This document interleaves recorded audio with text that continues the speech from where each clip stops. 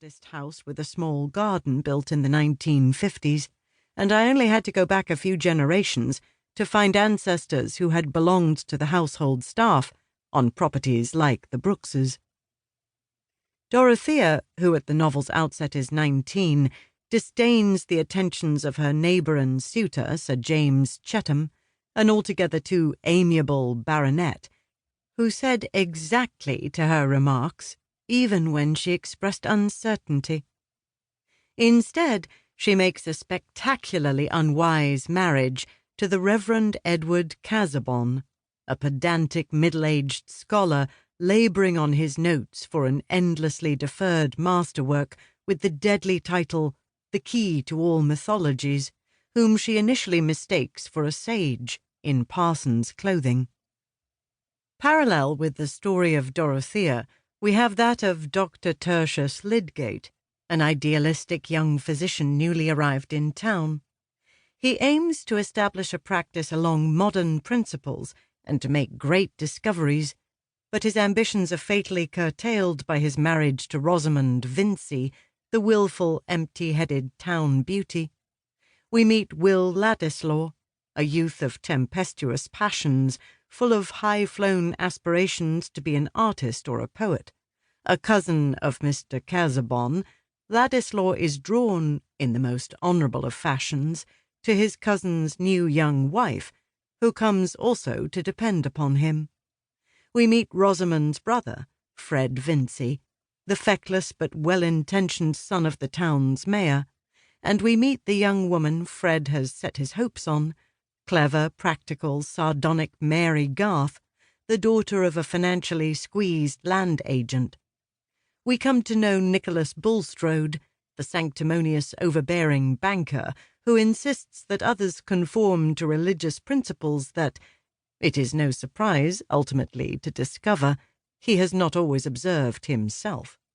And we learn about the Reverend Camden Fairbrother, the humane, generous clergyman who understands the frailties of his flock because, being an occasional gambler and a habitual smoker, he is well aware of his own. This book, which had been published serially in 8 volumes almost 100 years before I was born, wasn't distant or dusty, but arresting in the acuteness of its psychological penetration and the snap of its sentences.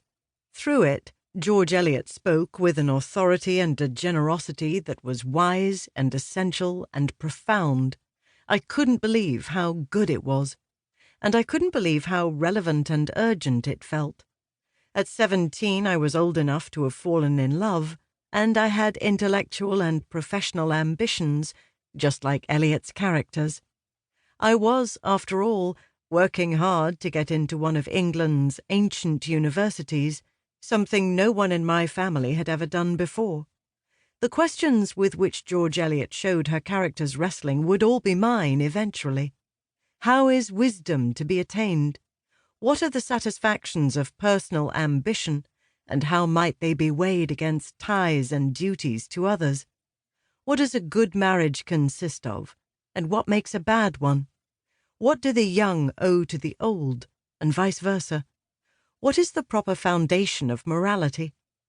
I marked passages with a fluorescent pen. From chapter 37, as Dorothea realizes Casaubon's intellectual inadequacies. Now, when she looked steadily at her husband's failure, still more at his possible consciousness of failure, she seemed to be looking along the one track where duty became tenderness. From chapter 64, where Lydgate and Rosamond's marital relations are at their most strained. In marriage, the certainty she will never love me much is easier to bear than the fear I shall love her no more. These seemed like things worth holding on to. The book was reading me as I was reading it. My copy's back cover cited what I later came to realize was the most celebrated characterization of the novel, Virginia Woolf's observation that Middlemarch is one of the few English novels written for grown-up people. I was ready for adult literature. I was eager to become well-read. I had not grown up in a house.